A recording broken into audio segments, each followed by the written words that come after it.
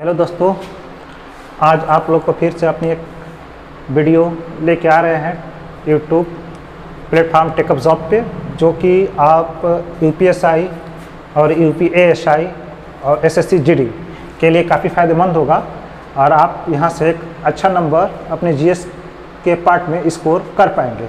ठीक है, तो आज कल मैंने इनका इंट्रो बताया था कि भारतीय संविधान के क्या क्या अंग थे, उसकी विशेषताएं क्या क्या थी और उसके उद्देश्य क्या क्या थे, ये सारी चीज़ें इसकी बात की गई थी। आज हम बात करेंगे भारतीय संविधान के विकास के बारे में। भारतीय संविधान का विकास का शुरुआत कहाँ से हुआ है। ऐसे तो हम शुरुआत देखें तो 1600 ईस्वी से ही हो चुका था, लेकिन जब यहाँ हम भारतीय संविधान का विकास देखेंगे तो हमारा ये कैबिनेट मिशन 1946 में आया था। उसके अकॉर्डिंग हमको संविधान बनाने की परमिशन दी गई थी। ठीक है, और वो परमिशन के अनुसार से हम अपने संविधान को बनाने का प्रस्ताव धीरे धीरे करते गए, यानी कि उस पर हम संविधान बनाने का आगे का कार्यक्रम रखते गए और उसमें हम सुधार करते गए। ठीक है, बहुत सारे देशों से स्रोत लिया गया, जो कल मैं आपको वीडियो में बताया था। इसी तरह आज हम व्याख्या करेंगे कैबिनेट मिशन के बारे में कि कैबिनेट मिशन 1946 में आया था, जिसके अंतर्गत हमें संविधान बनाने की मंजूरी दी गई और इसमें 3 सदस्य थे। एक सदस्य था पैथिंग लॉरेंस, ठीक, और दूसरा था अलेक्जेंडर, जो इस समिति का अध्यक्ष था, किसका, कैबिनेट मिशन का। उसके बाद तीसरा पर्सन था जो था तीसरा जो इसमें सदस्य था वो है क्रिप्स। ठीक है, तो यहाँ से एक क्वेश्चन क्या बनता है कि कैबिनेट मिशन में कितने सदस्य थे, तो 3 सदस्य हैं और इसके अध्यक्ष कौन है, तो अलेक्जेंडर थे। ठीक है, ये इसके एक क्वेश्चन तो यहाँ से हो गया। फिर हम संविधान सभा का गठन कैसे करते थे, तो संविधान सभा का गठन जो सदस्यों का चुनाव होता था वो अप्रत्यक्ष रूप से होता था। किस तरह से होता था कि यानी कि प्रत्येक 10 लाख की जनसंख्या पे एक सदस्य का चुनाव होता था, नहीं प्रति सदस्य का चुनाव होता था, वह भी अप्रत्यक्ष रूप से। ठीक है, जिसमें से कि 15 महिलाएं भी इसके सदस्य थी। जो संविधान सभा का गठन हुआ था उसमें जो सदस्यों की संख्या थी, उन सदस्य संख्या में महिलाओं की 15 संख्या थी। ठीक है, अब अंतरिम सरकार की गठन हम देखते हैं। अंतरिम सरकार की गठन भी 1946 में हुआ था। ठीक, और यहाँ पे जो अध्यक्ष थे लॉर्ड माउंटबेटन थे और उपाध्यक्ष जवाहरलाल नेहरू थे। ठीक है, यानी कि इनको हम अंतरिम सरकार का जो गठन हुआ था, तो अंतरिम सरकार के गठन का हम प्रधानमंत्री यानी कि पीएम प्रधानमंत्री हम जवाहरलाल नेहरू को मानते हैं। ठीक है, उसके बाद लेकिन यहीं पर डॉक्टर अंबेडकर के अनुसार एक स्टेटमेंट आता है, यानी एक कथन आता है और उसमें वो बोलते हैं कि एक राष्ट्र को 2 देशों के प्रतिनिधित्व चला रहा है। एक माउंटबेटन के बारे में कहा जाता था और दूसरा जवाहरलाल नेहरू के बारे में कहा जाता था, क्योंकि अभी हम लोग उस टाइम 1946 के आज़ाद नहीं हुए थे। हमारी आज़ादी मिली थी 15 अगस्त 1947 को, लेकिन ये अंतरिम सरकार के द्वारा प्रधानमंत्री ये थे जवाहरलाल नेहरू और जो उसके अध्यक्ष थे वो लॉर्ड माउंटबेटन थे। अब आते हैं हम 4 जुलाई 1947 को ब्रिटिश संसद में एक बिल पारित किया गया। किस नाम से, भारतीय संविधान के नाम से बिल पारित किया गया। और ये बिल इतनी जल्दीबाजी में लाई गई कि पूरी प्लानिंग फिक्स थी कि हम आने वाले दिनों में भारत और पाकिस्तान की बंटवारा कर लेंगे। ठीक है, तो इसी जल्दीबाजी में इस बिल को लाया गया भारतीय संविधान के नाम पे। फिर इसको 18 जुलाई, देखिए मात्र 14 दिन के बाद इसको परमिशन दे दी जाती है 1947 में कि आपको हम स्वीकृति देते हैं कि आप अपना संविधान बनाइए। और इस संविधान बनाने के पश्चात क्या होता है, इधर संविधान बनाने की स्वीकृति दे देती है और इधर 15 अगस्त यानी कि 1 महीने में आपको भारत और पाकिस्तान का बंटवारा करके भारत को आज़ादी दिला दी जाती है। ठीक है, फिर इसी के पश्चात 9 दिसंबर 1946 को देखा जाए तो संविधान सभा की पहली बैठक होती है, जिसमें कि अस्थायी अध्यक्ष सच्चिदानंद सिन्हा को बनाया जाता है। यहाँ पे क्वेश्चन आता है कि भारत के अस्थायी अध्यक्ष कौन है, तो डॉक्टर सच्चिदानंद सिन्हा थे। ठीक है, और कब बनाए गए थे, 9 दिसंबर 1946 को संविधान सभा की पहली बैठक में इनको बनाया गया था। इसके 2 दिन बाद यानी 11 दिसंबर को दूसरी बैठक होती है, जिसमें कि अस्थायी रूप से अध्यक्ष बने थे डॉक्टर राजेंद्र प्रसाद को। ठीक, आने वाले दिन में ही हमारे प्रथम राष्ट्रपति भी बनेंगे, आगे चल के देखा जाएगा। फिर अब क्या हुआ कि पूरे जो संविधान सभा बन रही थी, संविधान सभा के जितने सदस्य थे और संविधान बनाने का जो निर्माण की प्रक्रिया चल रही थी, उसमें BN राव को संवैधानिक सलाहकार के रूप में नियुक्त किया गया था। ठीक है, BN राव का नाम बेनेगल राव था और इन्होंने पूरे विश्व संवैधानिक सलाहकार की कमेटी में इनको नियुक्त किया गया था। ये संविधान को बनाने में बड़ी इनकी भूमिका थी, यानी कि वो जगह जगह पे सलाह देते रहते थे। पूरे संविधान की एक तरफ से कह लीजिए कि इन पे काफ़ी ज़्यादा दबाव था और ये हर तरह से उस संविधान को बनाने में अपने तरफ से मदद किए थे। ठीक है, अब आते हैं 13 दिसंबर 1946 को ये पंडित जवाहरलाल नेहरू द्वारा उद्देशिका का प्रस्ताव रखा गया, यानी कि जो हमारा प्रियम्बल है उसका पहले प्रस्ताव रखा गया। ठीक, कि क्या उद्देशिका हमारे संविधान के लिए अच्छा है या नहीं, उसका ये प्रस्ताव रखा गया। किसके सामने? पूरे संविधान सभा के सामने। और इसकी जो स्वीकृति मिली थी वो मिली थी 22 जनवरी 1947 को स्वीकृति मिल गई थी। ठीक है, यानी उस उद्देशिका का स्वीकृति मिल गया था कि हाँ नहीं, ये उद्देशिका हमारे संविधान योग्य है। ठीक, अब हम बात करते हैं 29 अगस्त 1947 को प्रारूप समिति बनती है। प्रारूप समिति को हम इंग्लिश में बोलते हैं ड्राफ्टिंग कमेटी। ठीक है, और ड्राफ्टिंग कमेटी के जो मेरे अध्यक्ष हुए वो कौन थे? डॉक्टर भीमराव अंबेडकर। इसके जो प्रारूप समिति के अध्यक्ष बनाए गए थे वो थे डॉक्टर अंबेडकर जी को बनाया गया था। ठीक, और 26 नवंबर 1949 को जब संविधान सभा अंगीकार किया गया, ठीक है, अंगीकार किया गया, तो उस दौरान उस संविधान सभा के जो सदस्यों की संख्या थी वो 284 थी, जिसमें 8 महिलाएं भी थी। सिग्नेचर यानी कि उस संविधान पे हस्ताक्षर करने वाले ये लोग थे। ठीक है, अब भारतीय संविधान कितने दिन में बना इसकी बात आती है, तो भारतीय संविधान बनने में पूरे लग गए थे 2 वर्ष 11 माह और 18 दिन। ये SSC GD के लिए इंपॉर्टेंट है। ठीक है, फिर आते हैं हमारे मूल संविधान में कितने अनुच्छेद थे, तो मूल संविधान में 395 अनुच्छेद थे और 8 अनुसूचियाँ हैं। बाद में 4 अनुसूची जोड़ी गई हैं। अब इन 4 अनुसूचियों की बाद में व्याख्या करेंगे, जब अनुसूची के बारे में हम एक अलग से व्याख्या करेंगे तब। फिर और इस दौरान 22 भाग थे, 22 भाग अभी भी है। ठीक, 395 अनुच्छेद अभी भी है, लेकिन बहुत सारे लोग बताते हैं कि हमारा जो अनुच्छेद है वो 450 प्लस है। लेकिन मैं आपको ये बता दूं कि ये 395 अनुच्छेद के जगह पे 495 अनुच्छेद होता कैसे है, ये जान लीजिए। पहले तो 3, जैसे मान लीजिए कि हम 21 अनुच्छेद की बात करें तो अनुच्छेद 21 में हम ये भी चर्चा करते हैं, अनुच्छेद 21A की चर्चा करते हैं, यानी कि एक ये सब क्लाज है अनुच्छेद का, और यही सब क्लाज जोड़ के हमारा 450 अनुच्छेद हुआ है। लेकिन वास्तविक रूप से हम देखा जाए अभी भी वर्तमान में तो हमारे 395 ही अनुच्छेद हैं संविधान में। ठीक है, अब एक क्वेश्चन आता है कि 12वीं बैठक यानी कि संविधान सभा की अंतिम बैठक कब हुई थी? 24 जनवरी 1950 को। ये संविधान सभा की अंतिम बैठक है, यहाँ से ये क्वेश्चन आता है। ठीक है, अब यहीं पे जो 24 जनवरी 1950 है ये हमारे इतिहास के लिए बहुत महत्वपूर्ण, क्योंकि राष्ट्रीय गान और राष्ट्रीय गीत को इसी दिन संविधान में भी इसको स्वीकृति दी गई थी। ठीक है, और राजेंद्र प्रसाद को सर्वसम्मति से हम लोग क्या किए थे? राष्ट्रपति भी चुन लिए थे। ठीक, राष्ट्रपति का चुनाव हो गया था।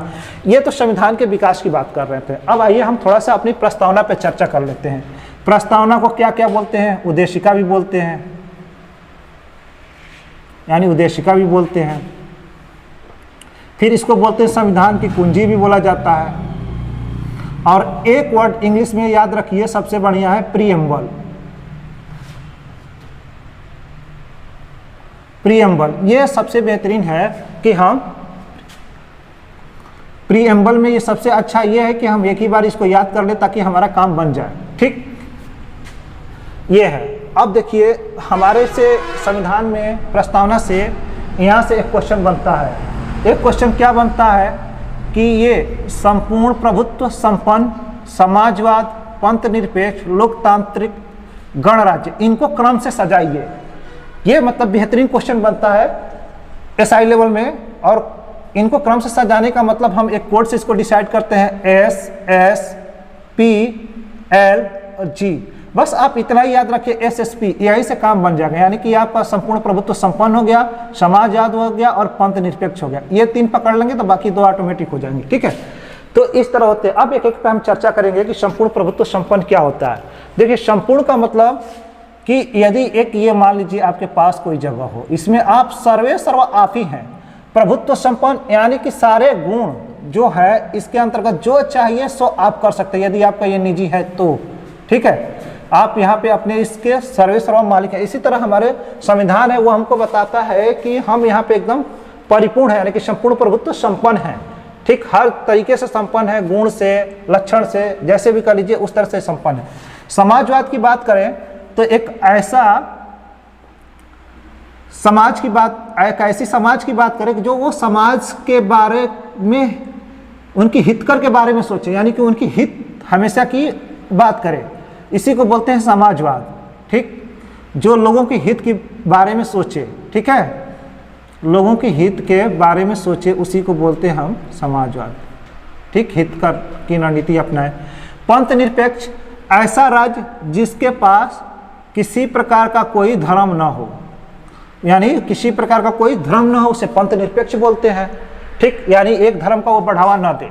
लोकतांत्रिक का मतलब क्या होता है, जो जनता के द्वारा बनाए गए नियम हो, ठीक, यानी कि लोक मतलब लोग होता है और तांत्रिक का मतलब शासन, यानी कि लोगों के द्वारा शासन, ठीक है। अब जैसे हम अपने यहाँ सांसद और विधायक चुनते हैं तो हम अपने यहाँ प्रत्यक्ष रूप से उनके चुनाव करते हैं, यानी हमारे जाके प्रतिनिधित्व के रूप में होते हैं, तो वो हमारे क्या करते हैं, वहाँ पे जाके संसद में या तो विधानसभा में हमारे लिए नियम या कायदे कानून बनाते थे, एक तरफ से लोगों का शासन ही हुआ, ठीक। गणराज्य, गणराज्य का मतलब ये होता है कि भारत के अंदर कोई भी पोस्ट हो, भारत के अंदर कोई भी पद हो, चाहे वो राष्ट्रपति का पद हो, चाहे प्रधानमंत्री का पद हो, चाहे कोई संवैधानिक पद हो।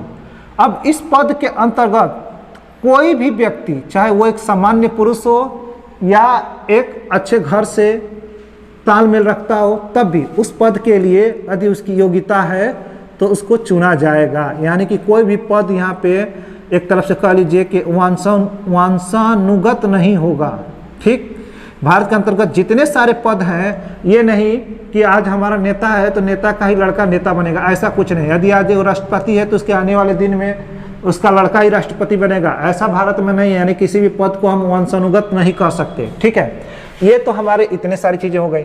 अब बात करते हैं हम न्याय, यानी कि हमारे प्रस्तावना में 3 प्रकार के न्याय दिया गया था, एक सामाजिक, एक आर्थिक और एक राजनीतिक न्याय। सामाजिक क्या होता है, हमें समाज में रहने के लिए, खाने पीने के लिए सुविधा दी गई है, ये प्रस्तावना के अंतर्गत, ठीक, हमारा समाज में कुछ अस्तित्व है उसकी बात की गई है इसमें, ठीक है। इसी तरह आर्थिक क्या है कि हम जो समाज में रहेंगे वहाँ पे हमें जीविका उपार्जन करने के लिए कुछ न कुछ काम करने पड़ेंगे, ठीक, और उससे हम पैसे की अर्निंग करेंगे, ये मेरा है इससे, ठीक है। तो इसको हम बोलते हैं, क्या बोलते हैं, आर्थिक। उसके बाद हमारे आते हैं राजनीतिक।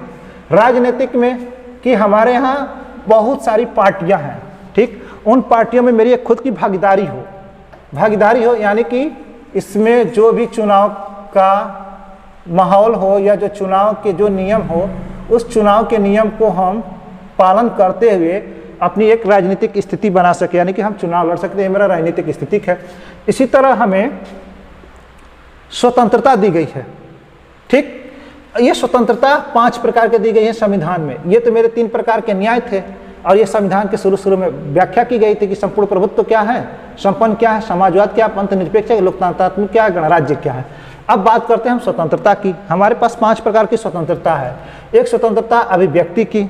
अभिव्यक्ति का मतलब कि हम कुछ भी चीज़ समाज में बोल सके, सुन सके, लेकिन हाँ इतना ही ध्यान रहे कि आगे वाले को हम जो भी बोलते हैं उसके मान सम्मान का ठेस ना पहुंचे, ये अभिव्यक्ति होती है।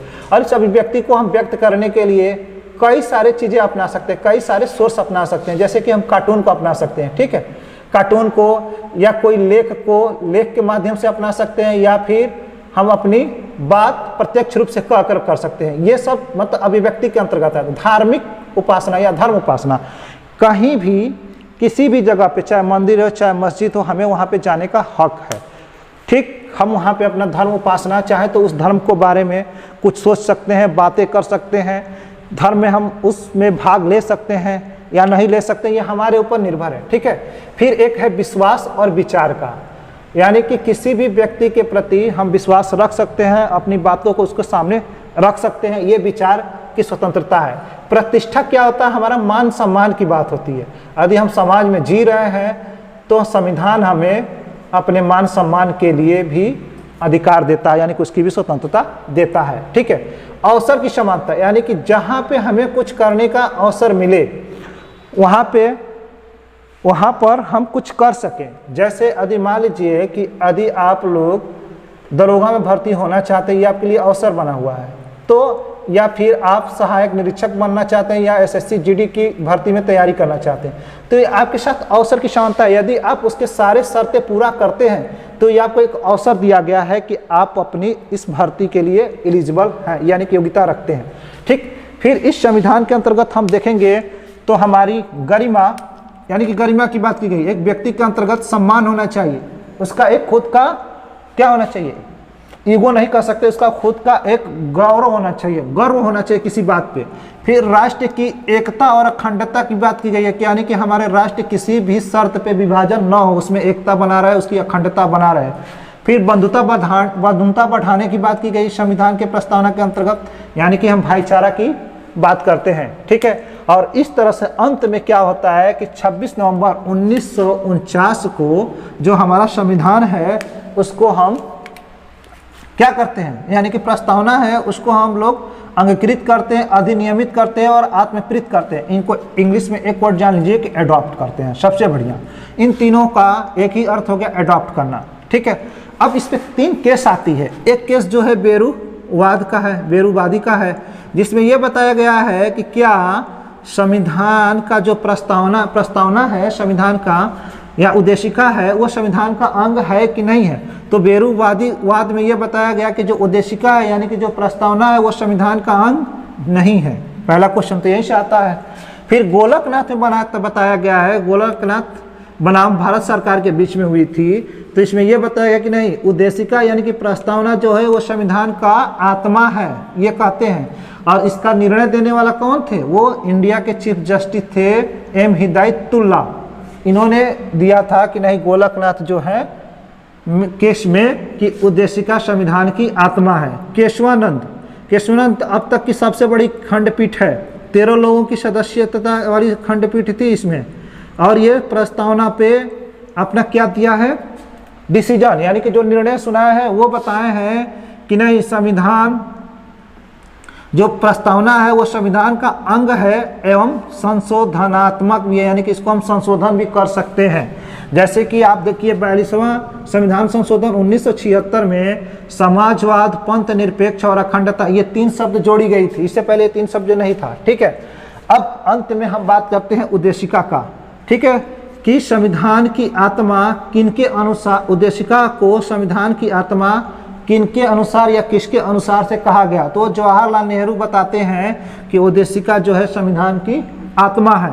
और अनुच्छेद 32 को डॉक्टर अंबेडकर बताते हैं कि यह संविधान की आत्मा है। ऐसा क्यों इन्होंने कहा? क्योंकि ये अनुच्छेद 32 में हमें 5 रीट दी गई है। 5 रीट कौन कौन से दी गई है? एक बंदी प्रत्यक्षीकरण है, एक प्रतिषेध है, ठीक है, एक परमा आदेश है, एक अधिकार परीक्षा है और ठीक, ये इस तरह की सारी रीटें आपको जारी की गई हैं। ठीक है।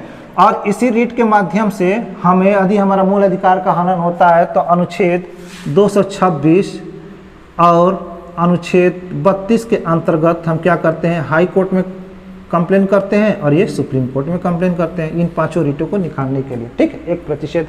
Okay, thank you. यदि आप लोगों को ये वीडियो अच्छे लगे तो कृपया लाइक और सब्सक्राइब करने का प्रयास करिए क्या, और जितना हो सके उतना आप शेयर करने का भी प्रयास करिएगा। धन्यवाद।